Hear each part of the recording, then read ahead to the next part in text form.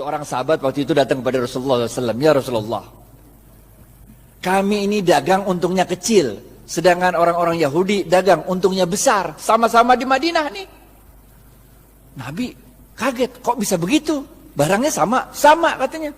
Kok bisa orang Yahudi untungnya gede, kalian untungnya kecil? Para sahabat menjawab, kami kalau dagang ngikutin caramu berdagang ya Rasul. Rasul tambah kaget lagi lah. Bagaimana caranya? Kami kalau dagang jujur. Kalau orang mau beli 1 kilo, saya nggak ngurangin timbangan, tetap 1 kilo. Kalau mau beli 1 meter, tetap 1 meter, nggak ngurangin ukuran. Sedangkan orang Yahudi, kalau dagang, curang, ngurangin timbangan, ngurangin ukuran. Makanya labanya, untungnya gede. Sedangkan kami untungnya kecil. Udah jujur belum tuh? Udah jujur belum tuh? Udah jujur kan? Udah jujur kan? Apa kata Rasul? Cara kalian berdagang salah. Maukah aku beritahu bagaimana cara berdagang yang benar? Rasulullah SAW mengatakan, kalau ada orang mau beli, ente jangan kurangin, ente lebihin. Ngerti gak? Ngerti gak? Di zaman saya kecil tuh, kalau orang jual kacang tuh, habis di sendok 2 biji, ditambahin dikit, biar anget. Ngerti gak? Kalau jual duku tuh, habis ditimbang, tambahin dikit, biar anget. Bener gak? Jual daging, potong tuh, habis itu tambahin dikit, biar anget. Tahu gak? Apa yang kejadian? Orang-orang yang biasa belanja di pasar Madinah, orang Yahudi, sekarang pindah ke tempatnya orang Muslim. Karena pertama, orang ngomong dari mulut ke mulut. Kalau belanja di pasarnya orang Islam aja enak, 1 kilonya berat. Kalau tempat orang Yahudi 1 kilo enakan pasar orang Islam kalau 1 kilonya banyak. Kalau tempat orang Yahudi 1 kilonya dikit. Ini rahasia yang pertama. Rahasia yang kedua, tiap kali dia jualan kan berarti dia sodakoh. Ngelebihin, bener gak? Kalau sodakoh ente ngundang barokahnya Allah. Paham gak? Paham gak? Jadi Bapak Ibu sekalian, ini kita tarik 2 pelajaran penting. Yang pertama, kalau bisnis jangan curang. Ngapain bisnis curang? Bener gak? Kita orang Islam men. Kalau ente orang Islam, sholat tapi bisnis curang, enggak oke. Yang pertama nih, bisnis jangan curang. Jangan ngurangin timbangan, jangan ngurangin hak pembeli. Yang kedua apa ya? Yang kedua, kalau bisnis itu banyakin sodakoh, ngejar barokah. Makanya kita diajarkan oleh Rasulullah SAW sebuah doa yang sangat ada yang tahu doanya? Doa mau makan, doa mau makan, doa mau makan, doa mau makan, doa mau makan. Woi gocap woi, ya bu. Allahumma barik lana, gocap.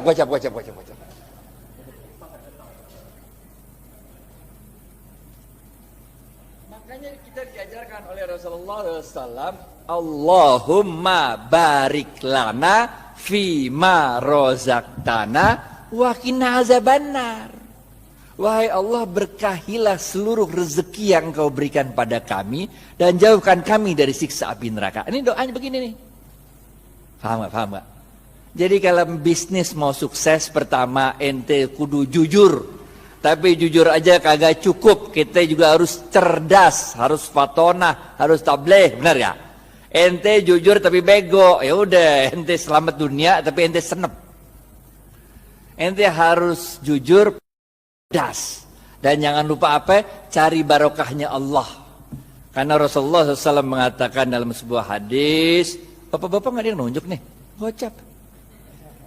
Khairun nas anfa'uhum, gocap. Ini dari Ustadz nih, halal atau ibah nih.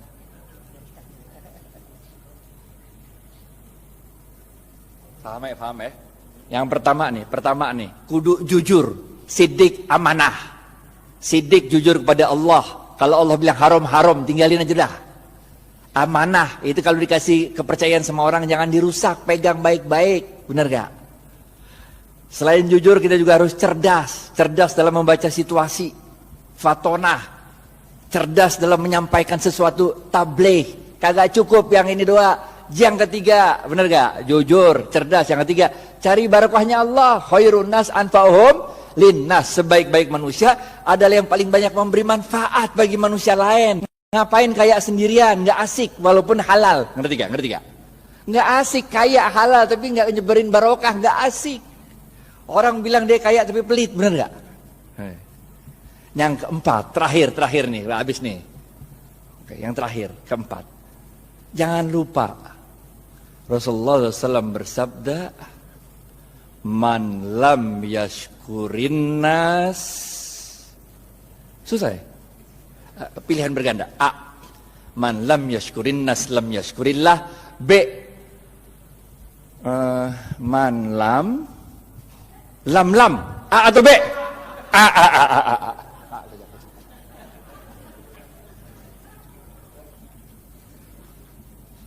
Ingat Bapak Ibu sekalian, kita ini bukan Rasul, bukan Nabi. Kalau Rasul sama Nabi ada masalah, doa dikit, Allah kirim pertolongan pakai malaikat. Ya kan, ya kan? Nabi Musa, depan laut, belakang Fir'aun. Masalah kan? Doa dikit, laut merah kebuka, jalan baik-baik dah. Bener gak? Fir'aun ngikut dari belakang, doa lagi dikit, ketutup laut merah, mati Fir'aun. Bener gak? Nabi Ibrahim dibakar hidup-hidup sama Namrud. Doa dikit, berasa dingin tuh api. Bener gak? Nabi. Lah kita ini manusia, Pak. Coba aja ibu pulang ntar, coba bakar tangan kalau nggak gosong, bener gak? Caranya Allah nolongin kita dengan menggerakkan makhluk-makhluknya untuk nolong kita. Itu sebabnya man lam yashkurin nas lam yashkurillah. Siapa-siapa yang tidak dapat berterima kasih pada manusia, pada hakikatnya dia tidak bersyukur kepada Allah. Nih nomor 4. Ente sukses bisnis, ente jangan merasa sukses itu karena diri ente, tapi karena Allah menggerakkan makhluk-makhluknya supaya kita sukses. Emang bisa hidup sendirian? Emang saya bisa nyampe Al-Azhar kalau kagak ada supir yang nganterin kemari? Emang supirnya bisa nyampe sini kalau di rumahnya nggak ada istrinya yang nyetrikain pakaian? Emang mobil bisa jalan sendiri kalau nggak ada yang jual bensin? Bener gak? Man lam yashkurin nas lam yashkurillah. Kesimpulan, habis waktunya nih. Yang pertama, oke? Jangan lupa jujur. Jujur penting. Ada 2 jenis jujur. Kepada Allah namanya siddiq, kepada manusia namanya amanah. 2, cerdas. Ada 2 jenis cerdas. Yang pertama, fatonah, faham memahami situasi. Yang kedua, tabligh, pandai untuk meyakinkan orang lain. Yang ketiga apa? Khairun nas anfa'uhum linnas. Bisnis itu jangan cuma mau cari untung, tapi bisnis itu harus memberikan manfaat banyak-banyaknya orang. Benar gak? Yang keempat, jangan kita yang merasa bangga kesuksesan bisnis itu karena kita doang. Kita harus terima kasih sama orang-orang lain. Karena man lam yashkurin nas lam yashkurillah. Siapa-siapa yang tidak dapat berterima kasih pada manusia, pada hakikatnya dia tidak dapat bersyukur kepada Allah. Maka dalam tempo yang singkat, dominasi ekonomi Yahudi di kota Madinah dapat dipatahkan oleh kaum muslimin. Bagaimana dengan kita di Indonesia? Nanti kita serahkan ke Khalil Ridwan untuk yang membahas. Pokoknya nggak usah nunggu kita sempurna dah. Yang bisa jalanin gitu aja dah. Karena kaidah fikihnya berbunyi ma la yudraku kulluhu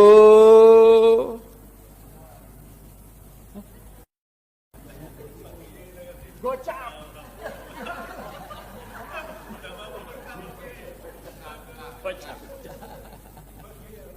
Ma la yudraku kulluhu la yudraku kulluh.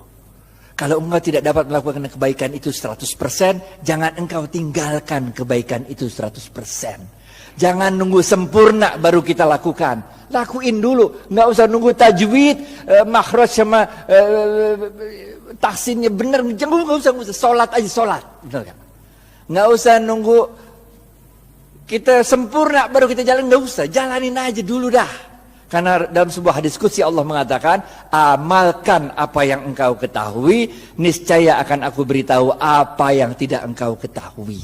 Jalanin aja, jalanin. Karena barokah fil harokah. Barokah itu adanya dalam harokah, dalam pergerakan. Jalanin aja, kayak Siti Hajar lari dari Safa ke Marwah, bener gak? Itu kan lucu, coba udah Safa Marwah lari-lari 7 kali bolak-balik, kagak ada air, bener gak? Yang nemuin air siapa? Ismail. Yang capek lari siapa? Hajar.